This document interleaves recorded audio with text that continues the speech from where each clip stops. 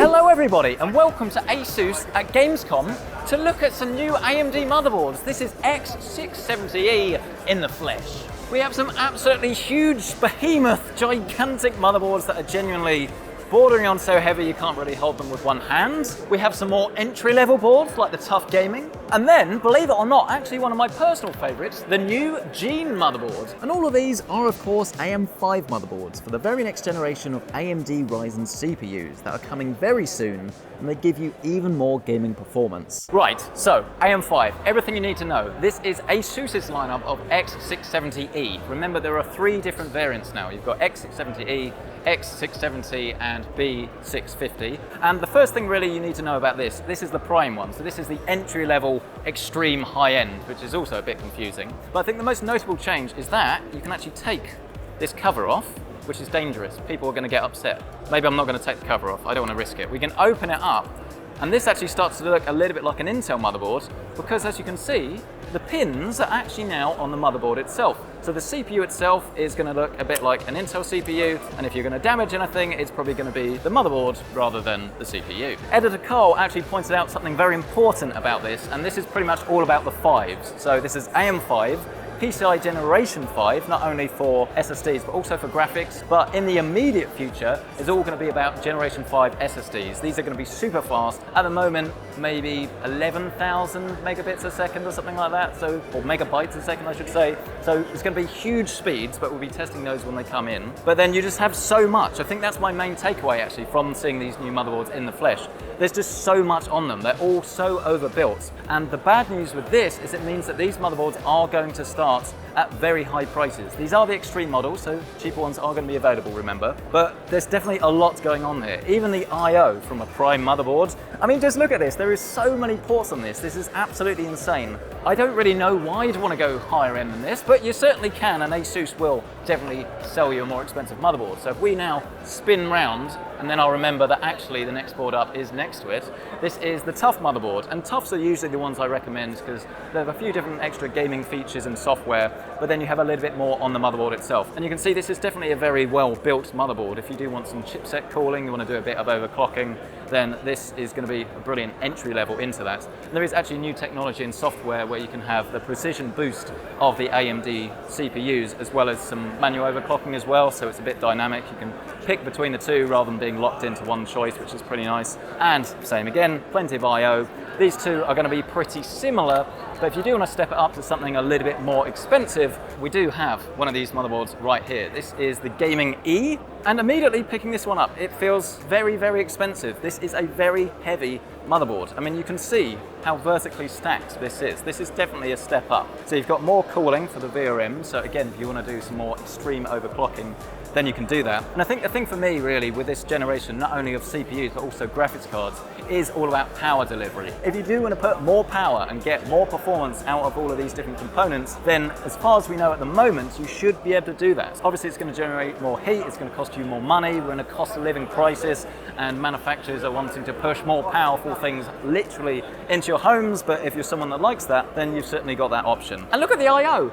My voice was genuinely very high-pitched there, but we're going to go with it anyway. Look at that, it's insane. And you've also got a PCI generation slot quick release, look. So you push that, and you can get to it rather than having to mash that screwdriver in there, pushing it too hard, it hits the motherboard, you're like, oh God, I've broken it, it's all gone wrong. Oh, I'm going to get kicked out in a second, so before I do, and I've now just realised Asus are going to see this video, so I'm not going to get away with that. But before we get there, I am now going to talk about the really high end. And one of the new features actually on these motherboards is all about USB 4. It actually uses the Type-C connector, which is nice. So it's going to be backwards compatible as well with older devices. I'm not sure how many USB 4 devices are available at the moment, but very much keeping with the theme of future-proofing, these motherboards are going to have you covered with pretty much everything. And there is a lot going on with this as well. If you are a serious overclocker, if you want every feature available over the sun, under the sun, can you go over the sun? It's the same thing as going under the sun, really. Then you're either looking at the Hero or you're looking at this generation of Extreme. And this genuinely is a very heavy motherboard. I can lift this up, but I'm not exaggerating it. If you put this on a scale, it would say heavy. If you really do want the ultimate X670E motherboard, then Asus definitely are going to point you in the direction of this one. I love the fact that you have the armor as well. It definitely looks the business. If you want to go for like an extreme water-cooled build or something, this is going to support it very nicely. And even along the sides, you've got pretty much every port you could ask for on this. Obviously, the heat sinks and things like that are what gives this a lot of the weight, because this is actually built for insane power delivery. I think it's 110 amps, is that right? 110 amps per stage, 20 plus 2. If you know what those numbers mean, this is probably the motherboard for you. But those are the usual suspects anyway, all of the ATX motherboards. We have a few bit more alternative ones. We also have a Pro Creator board. I've used one of these with the B660 range from Intel actually. I really liked it, because let's be honest, a lot of the gaming features aren't necessarily just for gaming, and if you are after different I/O, then something like this is going to have you covered. For a lot of people that are gamers, this still might be a better bet for you, because you get different I/O that's more sort of geared towards people that want to create and use more inputs. It's pretty useful. But I think a lot of people are going to like the two smaller motherboards. So we've got one that's ITX. So this is the ROG Strix X670E-I, and I assume that I stands for Impact, or it could be ITX. And the thing I love about this is that you're not really missing out on too many features. Bear in mind the size of this is tiny, so you can see they've stacked this incredibly high. And in fact, one of the ways that they had to build this was to think very vertically.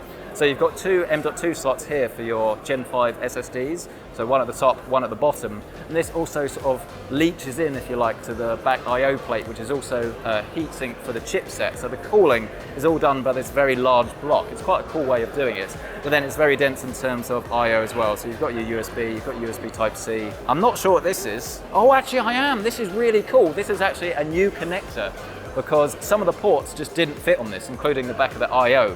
There's just too much going on.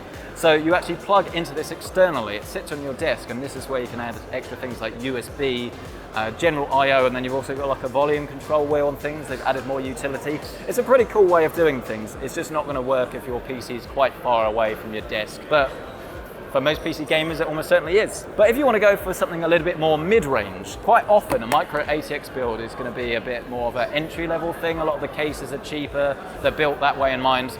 Asus have gone for something very different, and I'm a big fan of this, because the first proper gaming PC I built really was actually on one of these. This is a Gene motherboard. So the idea is, just because it's small, it's not lacking in performance or features. So you can see this is another very dense motherboard. A lot of cooling going on here. Again, it sort of ekes into the I/O, not quite in the same way. So if you do want to do the same sort of things, overclock, put a load of power into this, you can do that. You've got two 8-pins for power delivery at the top, loads of ports all the way around. This thing is absolutely dense AF, dense as fluff. No, fluff's not very dense, it'd be the opposite, wouldn't it? But don't worry about it, because this is a board I think is going to be perfect for anyone that wants to do like a small water-cooled build, something like that, where you want to not miss out on features, but you do want to just go like full balls to the wall. This thing's pretty cool. And then this is the point in the video where I should say that we have like 2% of battery left, and somehow we've managed to get everything filmed, which is remarkable. So big round of applause to everybody.